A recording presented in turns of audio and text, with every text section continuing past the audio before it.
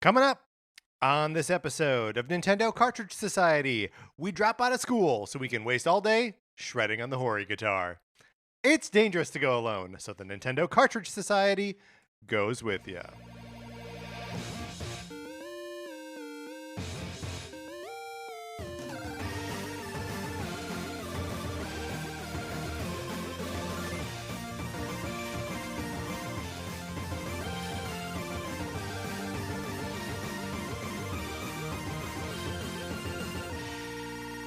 Welcome to Nintendo Cartridge Society. My name is Patrick Ellers, and I am joined, as I am always joined, by my co-host, Mark Mitchell. We've got a good show for you today. We're going to be talking about the news from the week, including modders bringing the Virtual Boy to the 3DS.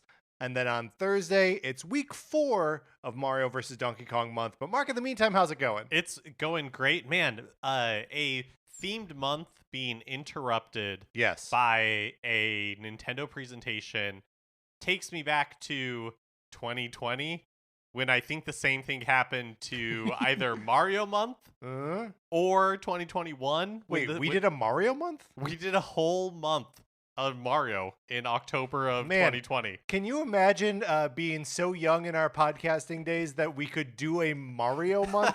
It's a really good month, too. We should do it again. We should. We're announcing it here. March is Mario month. No, it's not true. I mean, March 10th is Mario Day. Yes, Mar-10 Day. Uh-huh. But yeah, I mean, we're not going to be revisiting that quite so fast. We're just talking about Mario games in that Mario versus Donkey Kong games are Mario games. Hey, you don't the new Mario month isn't something you made up. You don't need to explain it away. No, I'm tearing it down. Something we're not going to do. Something you could do is you could head on over to patreon.com/Nintendo Cartridge Society, where we are putting out, if you are supporting us at the 8-bit or 16-bit levels, you can get access to our once-a-month episodes of various miniseries that we put out. We are currently in the midst of NCS Arcade, and for the month of February, we are playing Jet Force Gemini. But the episode record has been delayed. That's right. Yep. I've been slammed with work, and this game is it's only Mark's fault. And this game is not my fault at all. Totally kicking my butt. Yes. So I just needed a little bit more time for the butt kicking to continue. Right. Before I felt like I had my butt kicked enough that I could talk about it. Right. If you get your butt kicked like a little bit, and someone's like, "How was that butt kicking?" You kind of got to be like, "I need more time." Yeah, I can't. It hurt. Right. But to fully explain it. Right. My initial reaction is no. Is ouch. Yes. And yet, I need more butt kicking to be able to talk about it more clearly. Right. It would be a short episode if we were to record it right now. Exactly. So that will be happening. And in January, we talked about The Legend of Zelda: The Minish Cap. Yes. A really good conversation. And I think the Jet Force Gemini conversation is going to be a lot of fun, too. Yes, and if you have any thoughts that you would like to share on the Jet Force Gemini episode, please email us at nintendocartridgesociety@gmail.com, and we will read your email on the show and answer any questions you have, or just share your thoughts. People are also sharing some of their early experiences of Jet Force Gemini in the Discord, which you can get to by emailing us again, nintendocartridgesociety@gmail.com, and I will send you an invitation. But that's harder for us to sort of compile to read on the show. Email us if you want to be included in the episode. Mark, my first issue of Teenage Mutant Ninja Turtle Sourcebook came out last week. Congratulations. Thank you. It is available in your comic book store right now. If you want to pre-order issue 2, you can do that as well. That comes out in April, I think. Yeah, I'll just be plugging this thing all year, I think. But Mark, we should get into what we've been playing this week.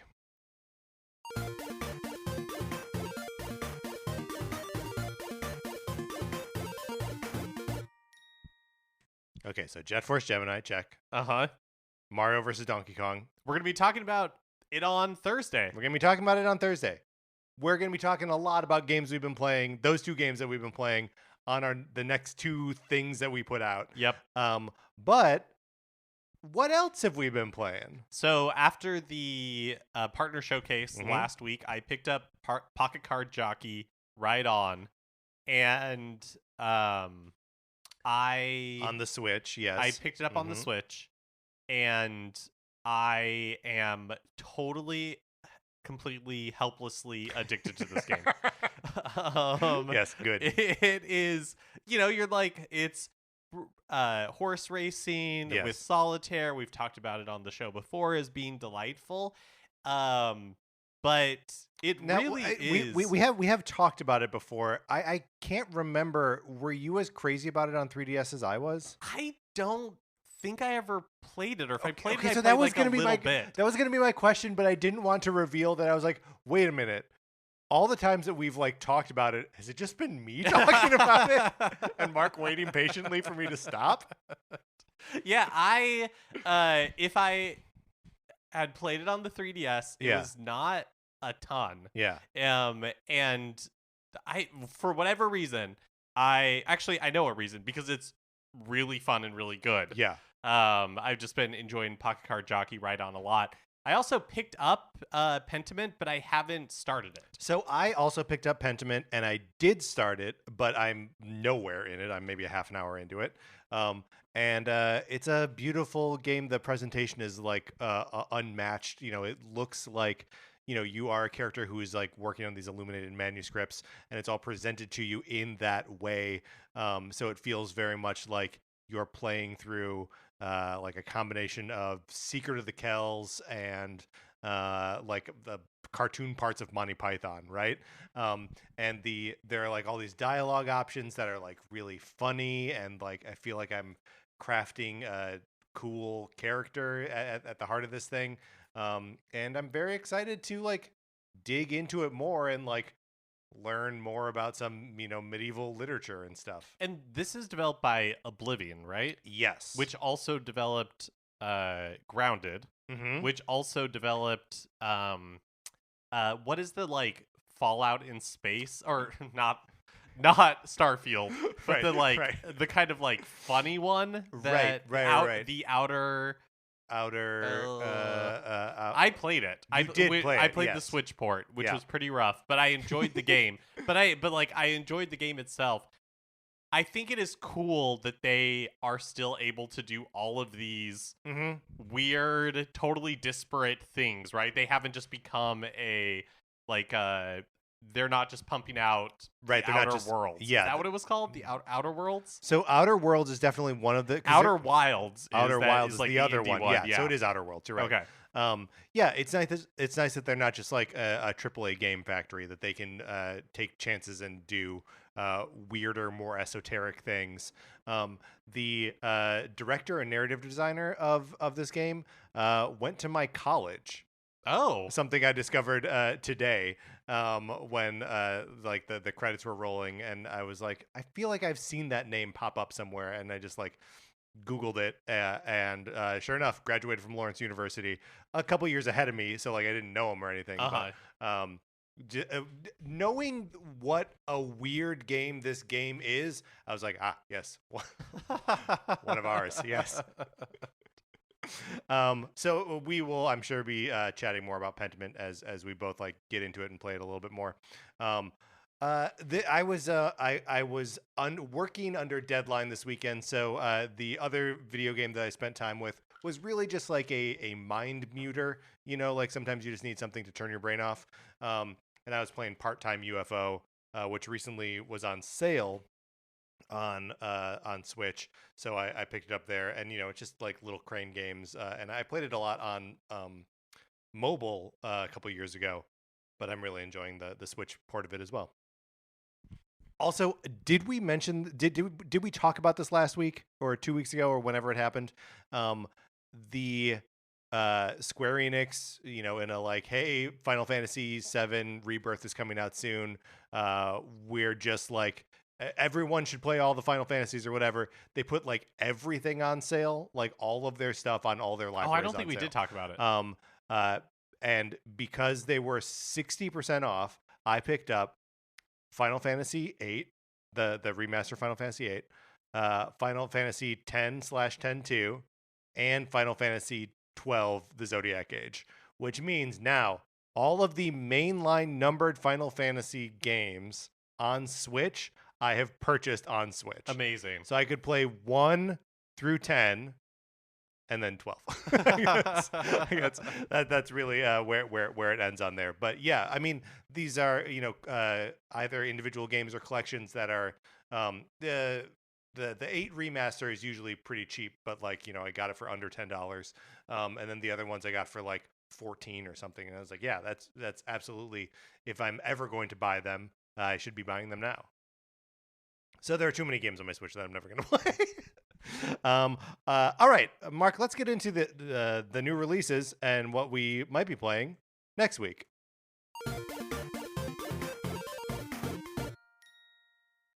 Okay, today, Tuesday, February 27th, Shiren the Wanderer, The Mystery Dungeon of Serpent Coil Island, is released. And I picked up the Tower of Fortune and the Dice of Fate when that came out on Switch in the US. I want to say 2 years ago. It's a couple of years ago, yeah. This is the previous Shiren the Wanderer game. That's right. Yeah. And I originally experienced this series on DS when Shiren the Wanderer came here. And I have liked both of those experiences. I have never completed a run of successfully in either game, but they're always fun to mess around with for a few hours. I feel like after the partner showcase last week, I now have enough things on my plate to play that I'm not going to pick this up at launch, but I'm definitely going to wishlist it for the future.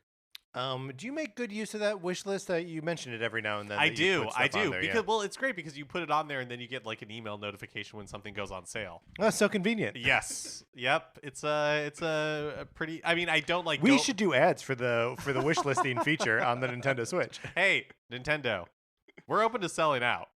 Yeah. Oh, I mean, absolutely. For sure. At first, I was going to be like, I don't know if I like the bit of like us addressing Nintendo, but if it's for the purpose of selling out, then yeah, let's do it. We're talking directly to Nintendo. Yep. Wednesday, February 28th, Star Wars Dark Forces Remaster is released on Switch and other platforms. I guess what is Dark Forces? Dark Forces is a PC game from the mid 2000s. Okay. That I believe is a first person shooter.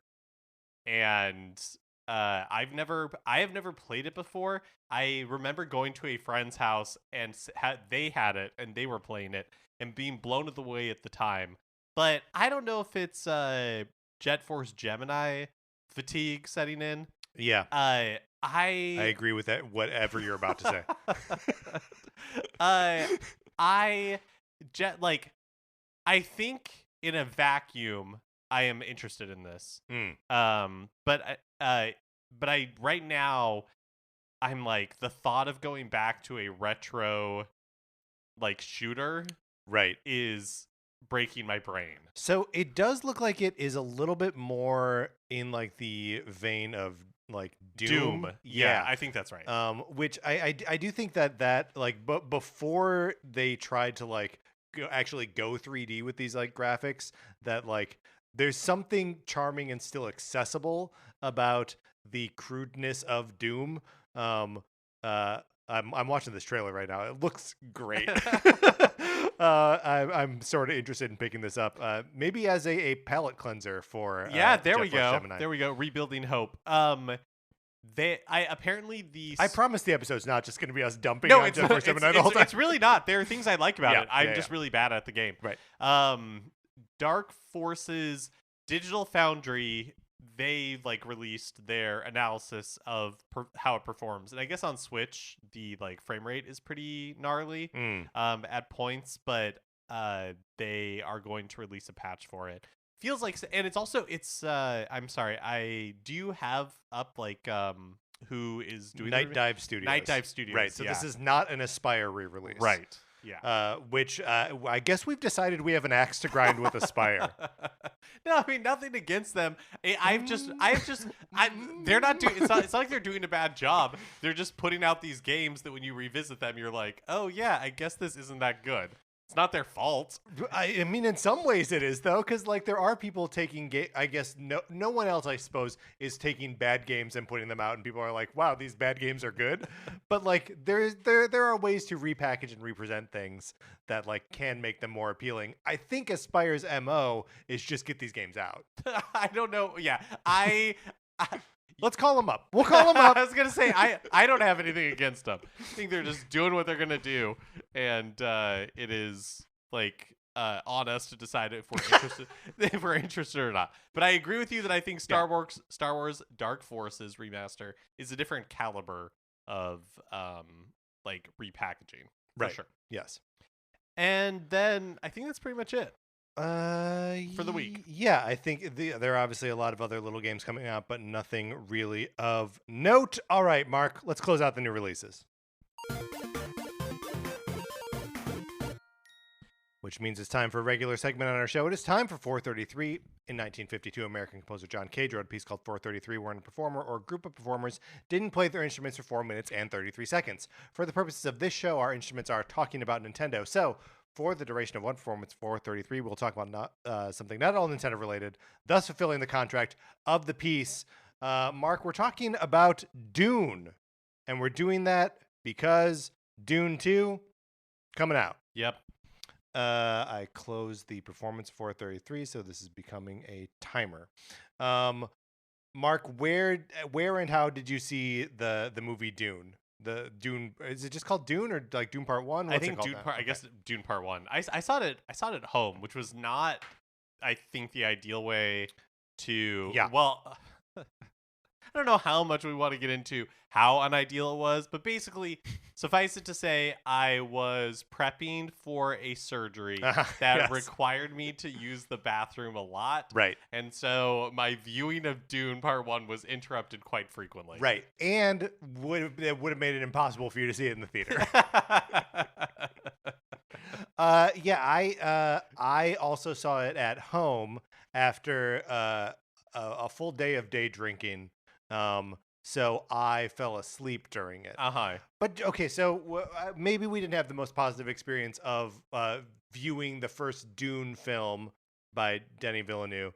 But do you have a history outside of that movie with the Dune franchise? So I've liked Star Wars for basically as long as I can remember, and I can't remember how or why Dune was recommended to me. Maybe I just read about it online or something.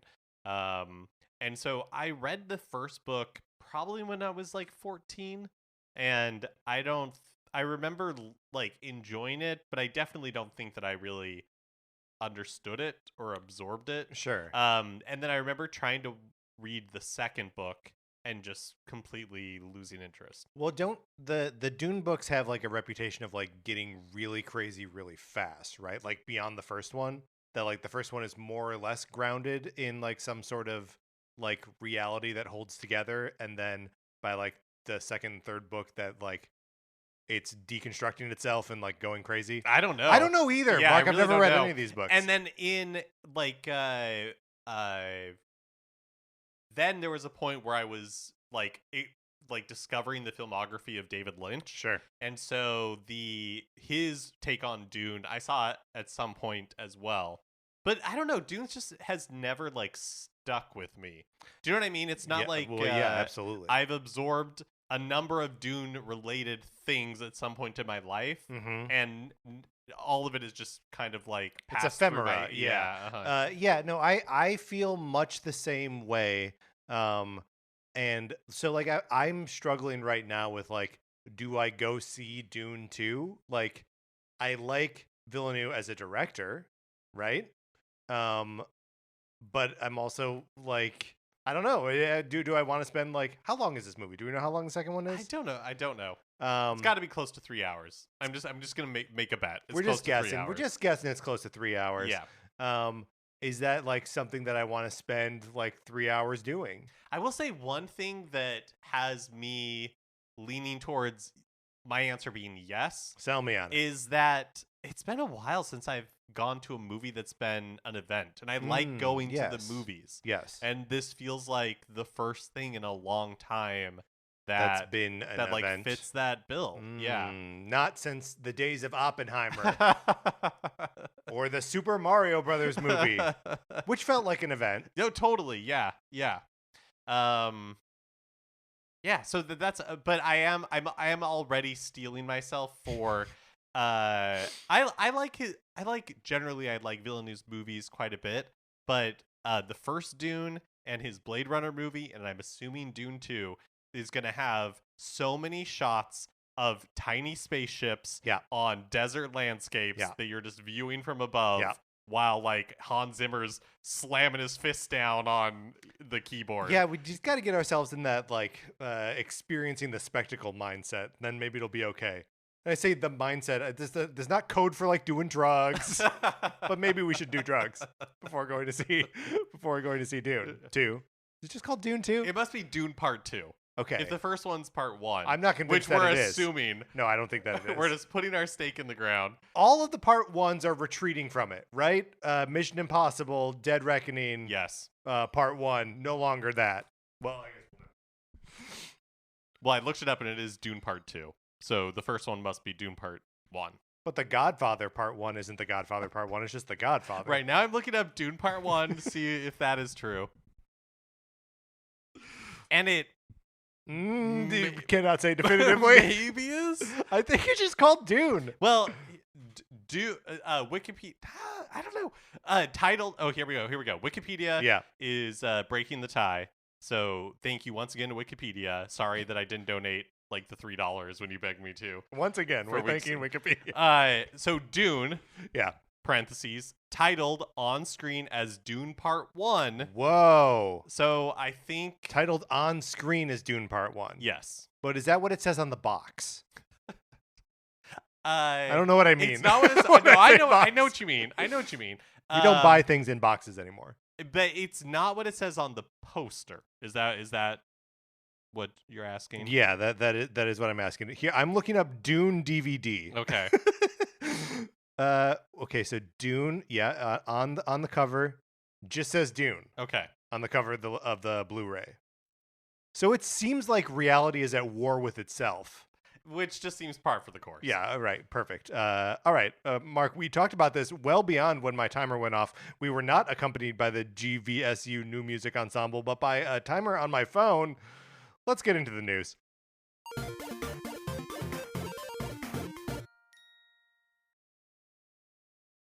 Hey, there was a Pokemon Presents this morning. Just put it or out there. Some people listen to this very early in the morning. So maybe it hasn't happened yet for you.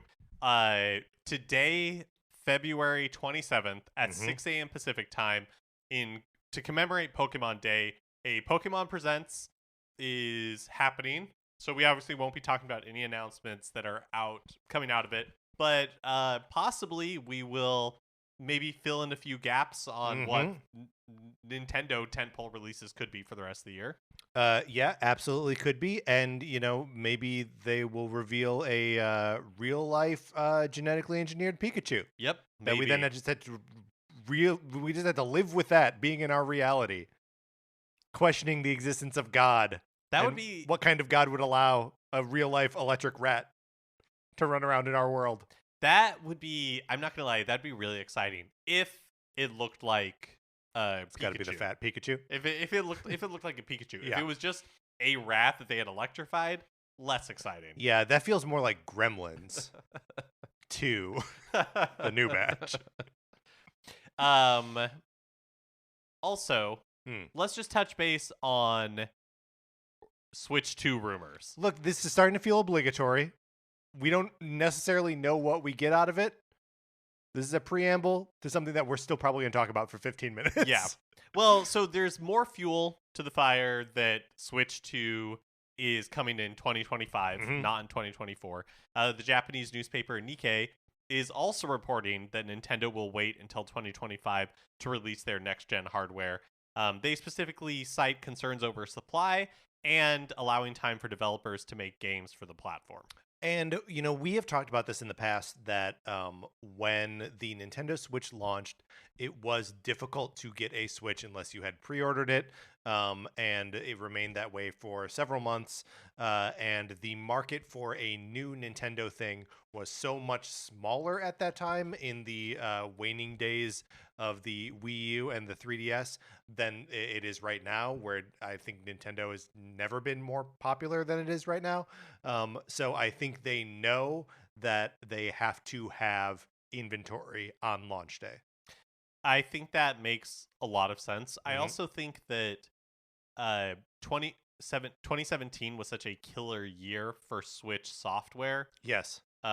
Particularly from Nintendo first parties, because other than indie developers, like third parties were pretty late to getting on board for the Switch.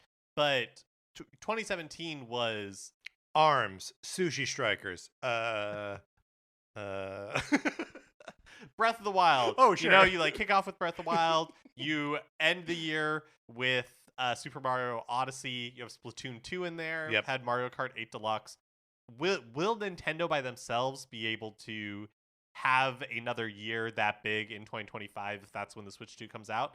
I don't know if it's possible. It seems like not possible, right? But, like the Breath of the Wild was so big, and they just put out Tears of the Kingdom, right? Right. They don't have another one of those ready to go, right? And so unless they do, that would be so crazy. That would be nuts. That'd be so crazy. But no, so then it's like, well, if maybe third parties won't be so late to getting to the Switch 2, and so maybe they can help fill some of those gaps. So 2025, because I think, part of what like blew people away with the Switch was just the frequency of Nintendo first party releases and the quality of what was like being released. Yeah. And so Nintendo may not be able to do that on their own in 2025, but potentially having third parties fill some of those calendar gaps could make a big difference. I mean, the gaps that I'm currently worried about is the sort of indie title. The early days of the Nintendo Switch was a boom period for indie games.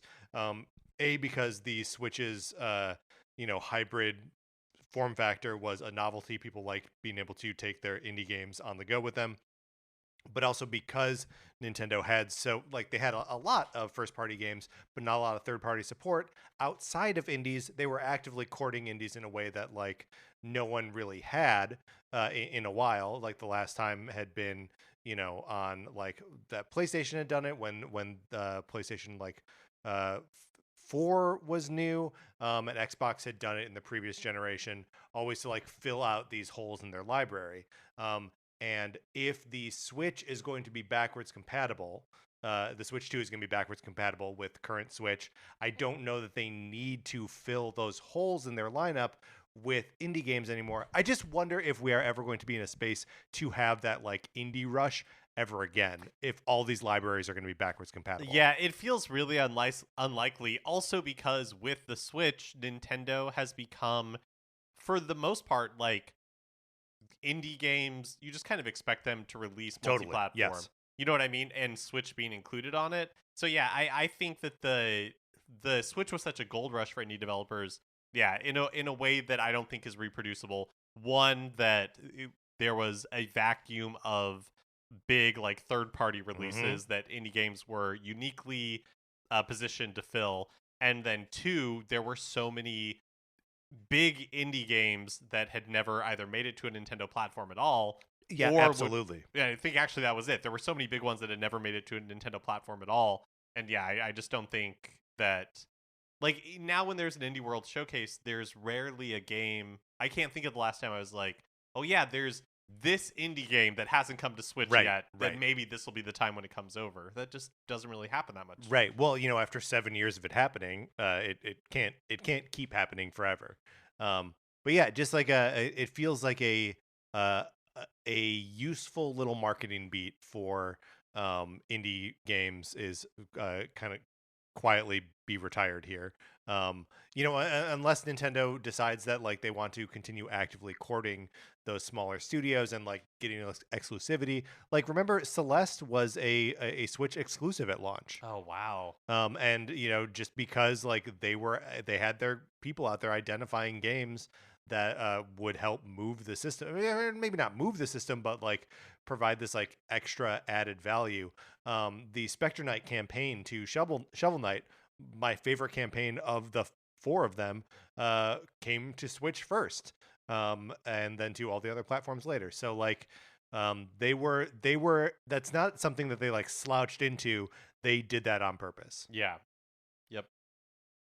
The other rumor, comes from Brazilian journalist Pedro Henrique Lutilipe, and I know that I got that wrong. So it sounded like you nailed it. But they are Brazilian podcasters, journalists who kind of broke the Switch 2 in 2025 news a couple of weeks ago. Right, if you don't count me predicting it 2 years ago. That's right.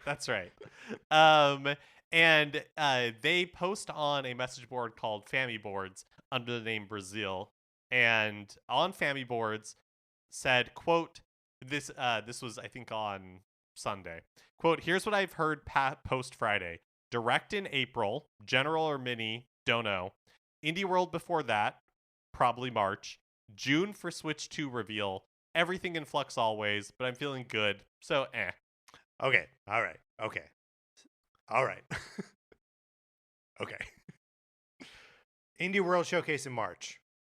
Makes sense to me, right? Yep. That's about the cadence that we get them a little bit after the Direct in February. This February's Direct, while being a partner showcase, was later than it usually is. So something coming out in March may feel soon, but like this is about the right time, right? Yep. General Direct, Mini or otherwise, in April. What do we think about that?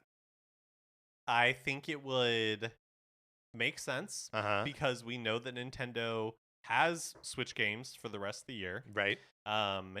Beyond just the 2 that or the 3. I took Princess Peach Showtime out of that because in my head, because like we already know, we've seen a bunch of trailers for it. It's coming out. Well, and it has weeks. A release date. Yes, great point. But there's like Luigi's Mansion 2 HD, and then there's Thousand Year Door. Right. But we know that Nintendo is going to have other games for Switch for the rest of the year, and at some point they will want to show those off.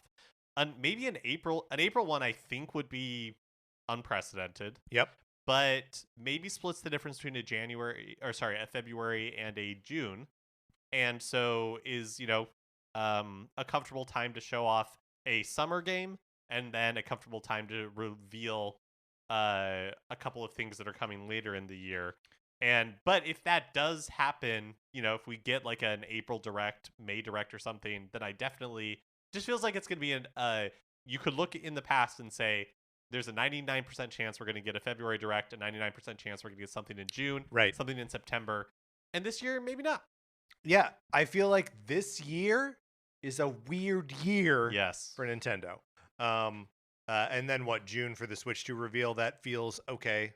It feels early. It does feel early. That's a good point. But only if they're following the Switch model, I guess. Because, you know, the Wii U model, they showed that off, I think, a year before it was released. Yeah. The 3DS, we knew about the 3DS like a year before it was released. So yeah, I don't know. The Switch thing feels like it worked really well for them, having the turnaround from October when the first trailer came out. Yeah. January was the big reveal. March is when it was released.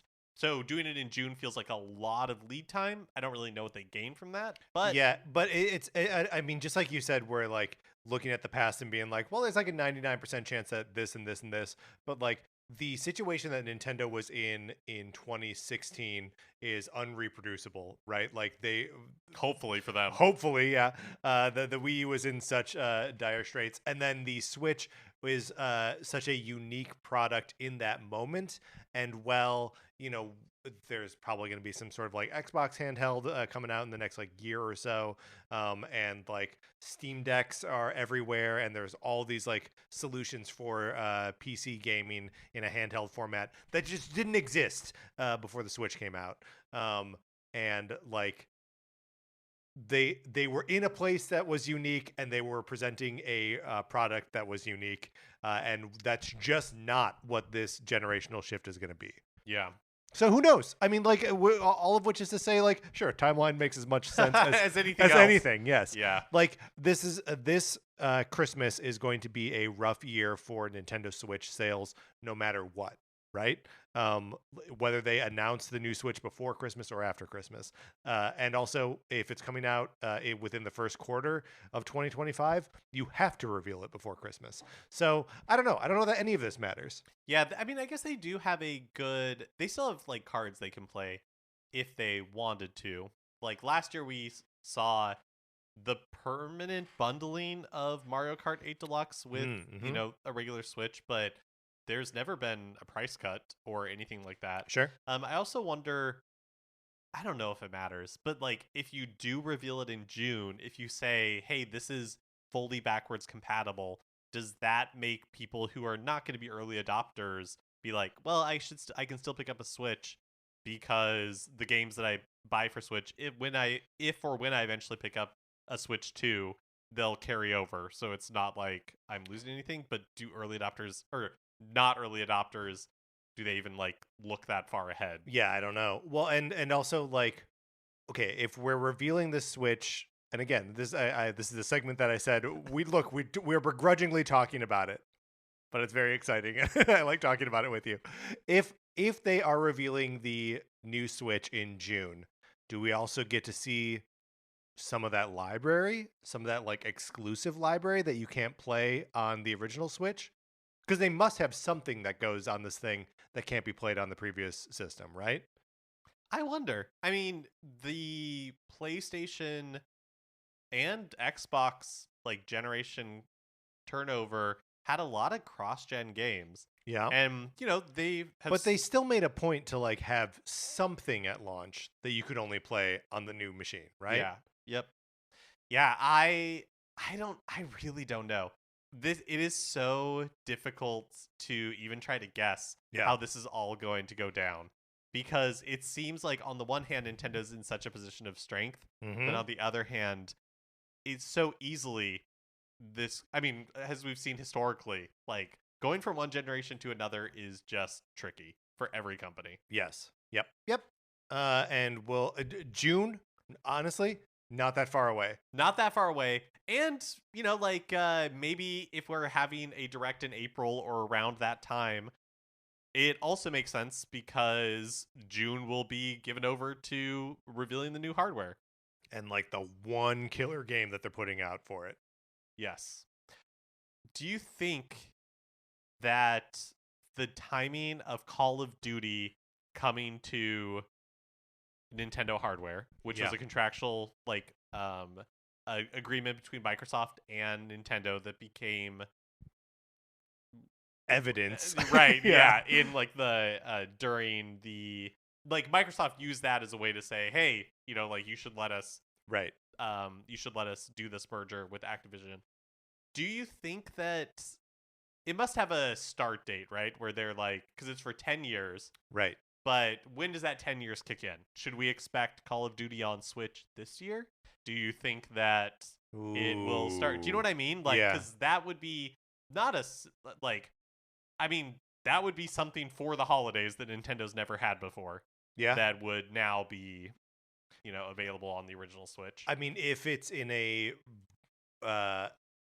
if it is up to if there's a version of it that is like playable and competitive with all the other versions, right? Because like those games are like graphical showcases, and they are, people get really like frame ratey about them, and like they really want them to be like performing all on like the highest possible specs.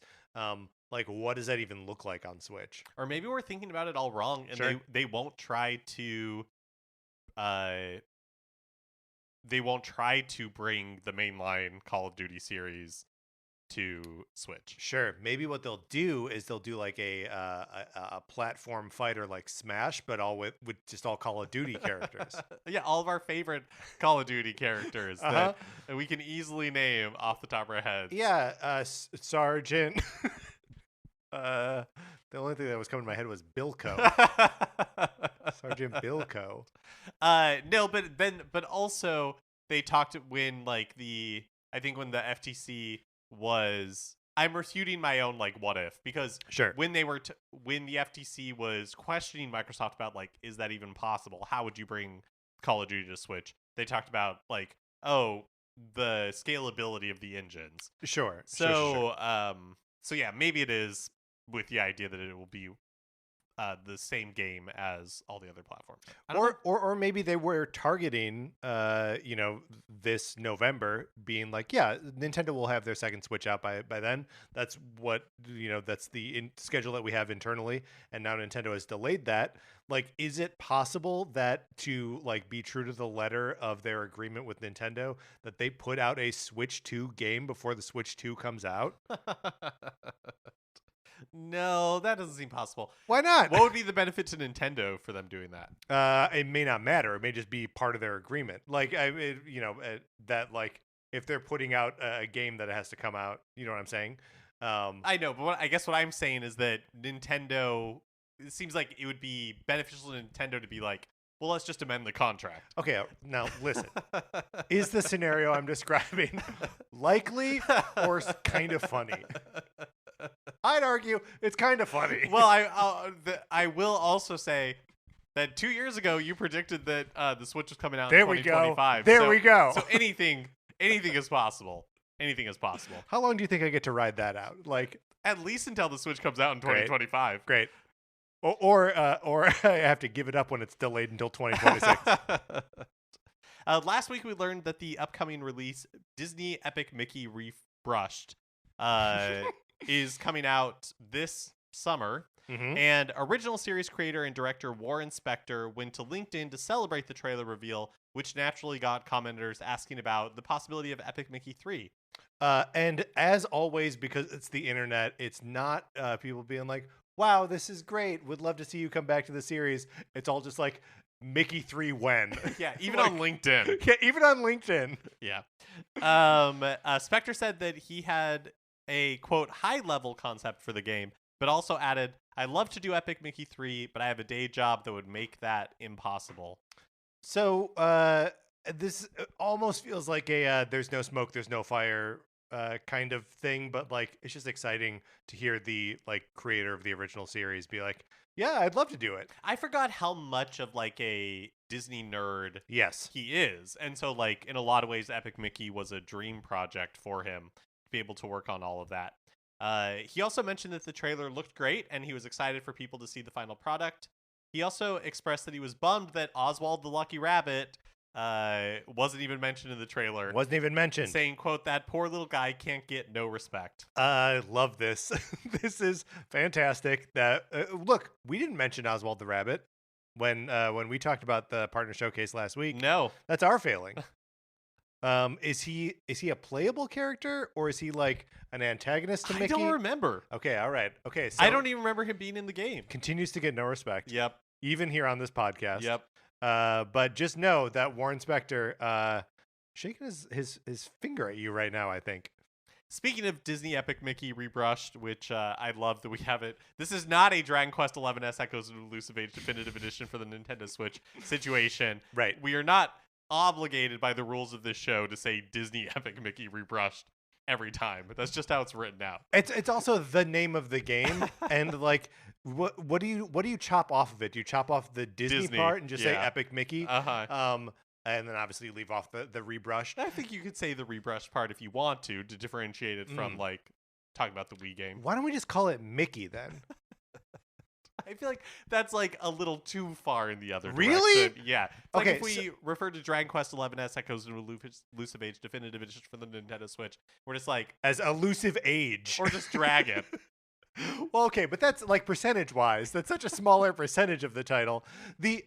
Every now and then I feel like you can reduce a title to a single word, even in a multi-word title, and it makes perfect sense. If you were going to the movies in like 2007 or whatever, and you were like, yeah, 1 tickets to Pirates, they're like, I gotcha, right? Right. And so that's my point. I understand. I hear it. If you want to call it Mickey, right. I will understand what you're saying. But you think Epic Mickey?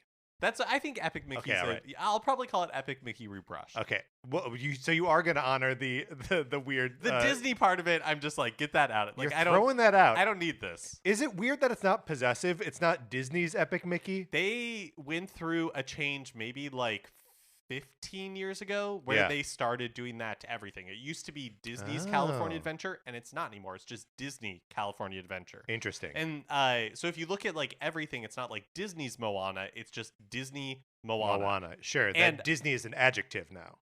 Yes, they must have.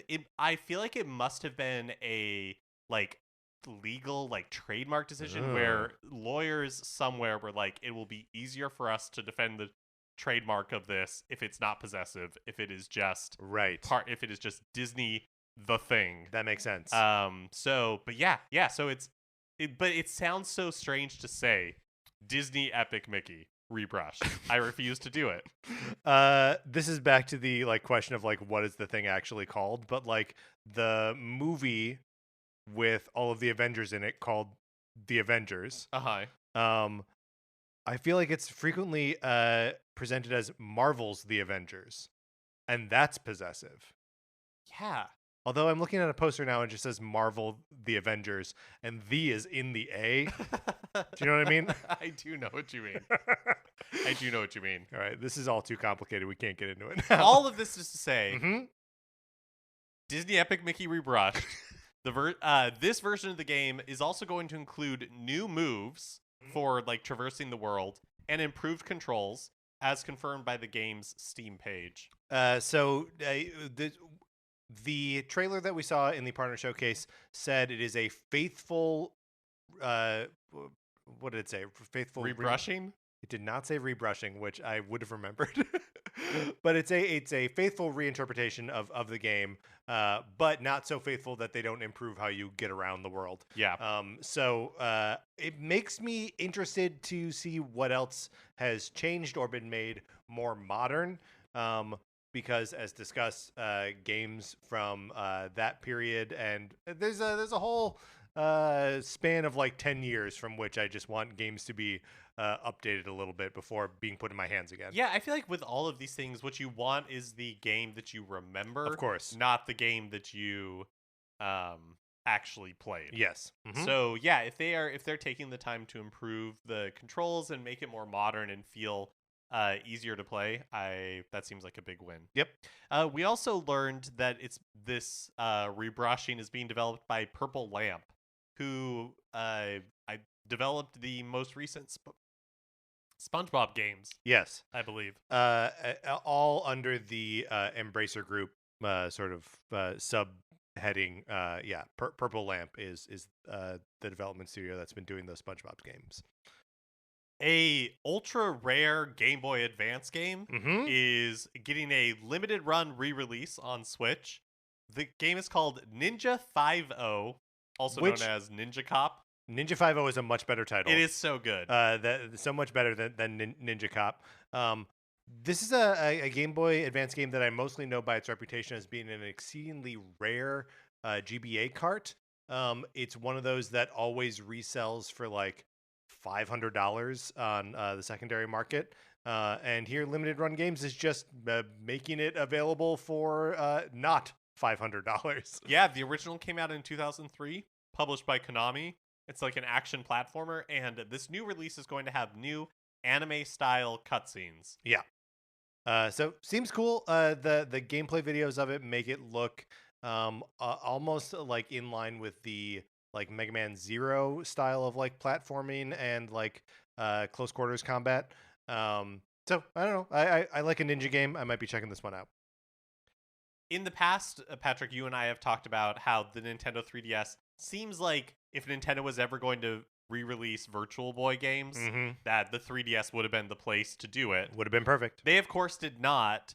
But just a few days ago, a Virtual Boy emulator for the 3DS was released called Red Viper. Good name. Great name. It's all officially licensed games are playable at full speed, even on the original 3DS. Great. It includes 3D support. Wait, I mean, hold on. I would hope so. Yes. Game saves are supported. Mm-hmm. You can map either the A, B buttons on the right D-pad to the face buttons, with the other being the touchscreen. The new 3DS C-Stick is also supported. Configurable face button mapping, configurable color filter. This seems pretty cool. The configurable color filter is awesome because the original Virtual Boy was literally a one color machine. It was either you were seeing nothing or you were seeing the color red, right? And like even the Game Boy has 4 colors, right?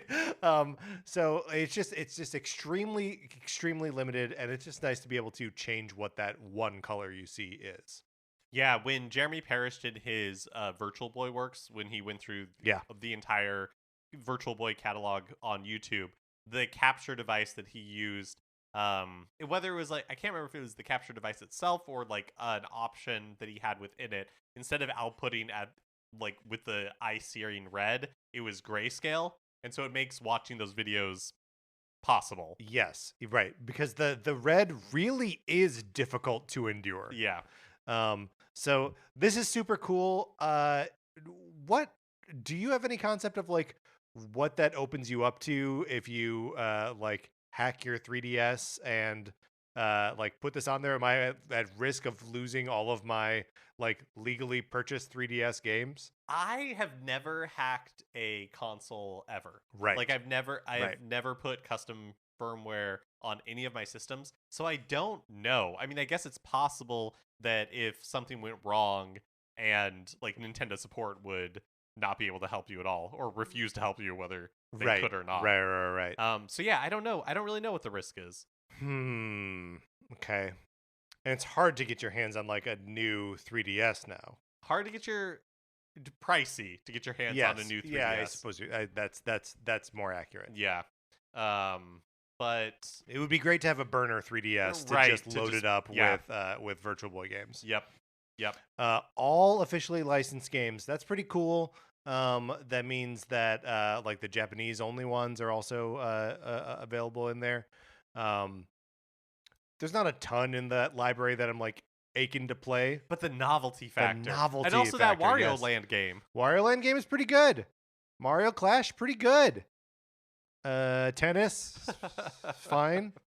And that Galactic Pinball game, I think, is fun.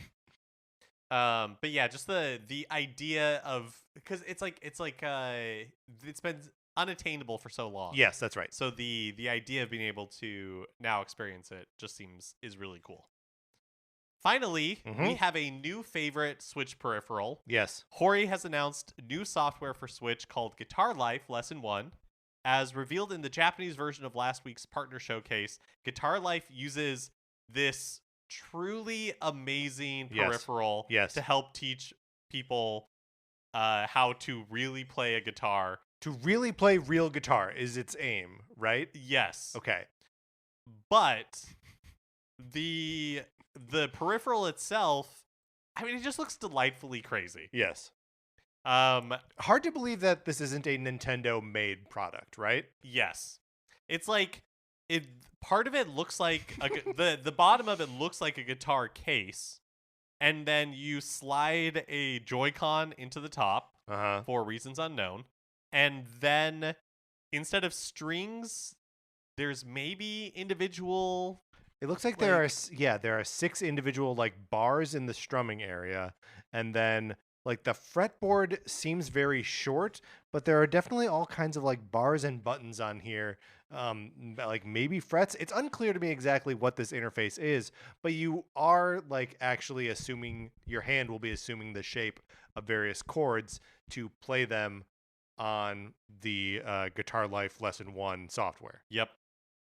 It also has, the song list includes a large number of Japanese songs. Well, you say a large number, but it's 10. Yeah. Yeah, it's not, it doesn't seem like there's a lot of music in this thing. No. I mean, we're definitely maybe did Donkey Konga have a bigger? Oh yeah, Donkey Konga had a bigger playlist for sure. Well, it definitely. This is just Guitar Life Lesson 1. Yeah, that's right. Just like Dune, we know there's another part coming. And you own the peripheral, So just buying the software like part 2, presumably the guitar doesn't change. Yeah, great point. Maybe it does. Who knows? I do think I'd like that it's seemingly obligatory. It makes sense with your learning music because they're songs that you're like very familiar with, so you know like the rhythm and the tune and everything. But I just like any sort of rhythm game, I feel like has to have Happy Birthday to You, Twinkle Twinkle Little Stars. Jingle Bells is a fun twist though. Yeah, I mean Jingle Bells also another like basic one that everyone knows from like the moment they're born somehow. Yeah. So yeah, no, very funny that Happy Birthday, Twinkle Twinkle, and Jingle Bells are all on here. I gotta say, I covet this thing. It looks so dumb. It looks very funny. Like I want to see one in. I would really like to see one in person. I would like to see one in person as well. Well, maybe that'll never happen because as far as we know, it's just coming to Japan this spring with no indication that they're looking at markets outside of Japan. But this does mean that like the long ago dream of like weird new ways to interact with your Switch is still alive somewhere in some form. Yeah, and that is really important to me. Yeah, because we only have so much time left with the Nintendo Switch. The least we can do is get a dumb plastic guitar out of it. Get weird with it. Do you think that this will work with, the answer's got to be no, but it should, with Fortnite Festival, the like rhythm game within Fortnite? Yeah, I think the answer, actually, I don't know. Maybe it could, because do a lot of these things just, well, there's so many inputs on this. Yeah. I don't know. It's nice to dream. I hope it does. I hope it does too. I hope they figure it out. I hope that Epic is like, Nintendo's finally meeting us where we are instead of the other way around. Let's make this work with that thing. And then then the horror guitar can come everywhere because it'll have like Fortnite fans behind it, right? If somebody can get it working with Minecraft, that'd be great too. Hey, let's just get it working with everything. I want to be able to play Dark Souls on this thing. Jet Force Gemini. It can't be harder to control than the game already is. All right, Mark, let's close out the news. All right, that is going to do it for this episode of Nintendo Cartridge Society. Thank you so much for listening. If you would like to jump into our Discord, all you got to do is email us for an invitation, and we will let you in. Anthony DeLuca made our logo. Our theme music is provided by 8-Bit Betty. You can get more of his music by going to 8bitbetty.com or by listening right now. For my co-host, Mark Mitchell, this is Patrick Ellers saying thank you for listening.